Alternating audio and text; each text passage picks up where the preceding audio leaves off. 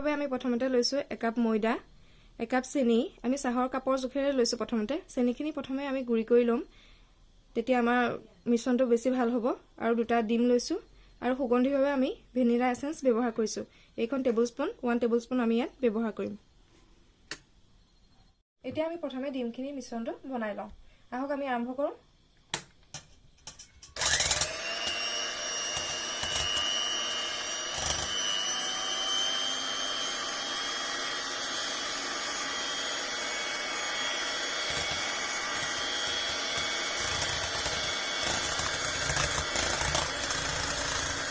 আমি ইয়াত সুগন্ধিভাৱে vanilla essence ব্যৱহাৰ কৰিম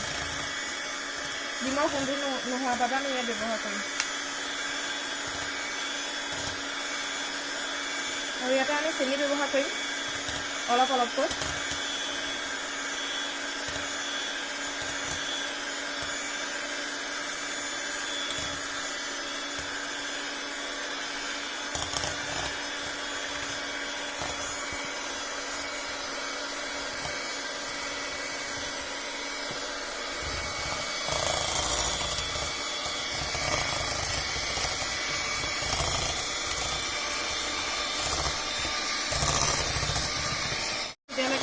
এটা ক্ৰীমৰ মিশ্ৰণৰ নিচিনাকৈ হৈ নপৰে পনীৰখিনি আদায় হ'ব লাগিব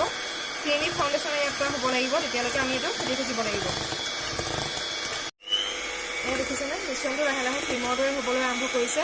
ঘন হৈছে বস্তুটো এয়া আপোনালোকে দেখিব মিশ্ৰণটো ক্ৰীমৰ দৰে হৈছে আমি ইয়াত লাহে লাহে ময়দা মিলাম এতিয়া ভালদৰে চালি ল'ব এতিয়া আমি অলপ অলপকৈ হাতেৰে খোলা আঙুলিৰে এনেকৈ লাহে লাহে ময়দাখিনি ইয়াত মিহলাব লাগিব যাতে ইয়াত কোনো ময়দাৰ গুটি গুটি ৰৈ নাযায় অলপ অলপকৈ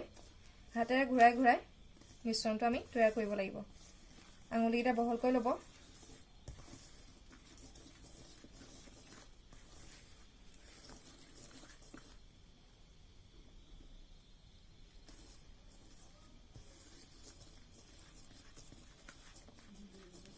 এনেদৰে আমি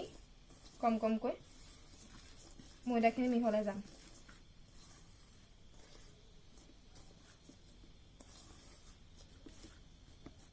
আমি এনেদৰে ময়দাখিনি মিক্স কৰিম আদায় নোহোৱালৈকে এনেদৰে কম কমকৈ দি থাকিব লাগিব ভালদৰে মিক্স হোৱালৈকে আপুনি খোলা আঙুলিৰে এনেদৰে ময়দাখিনি মিলাই ল'ব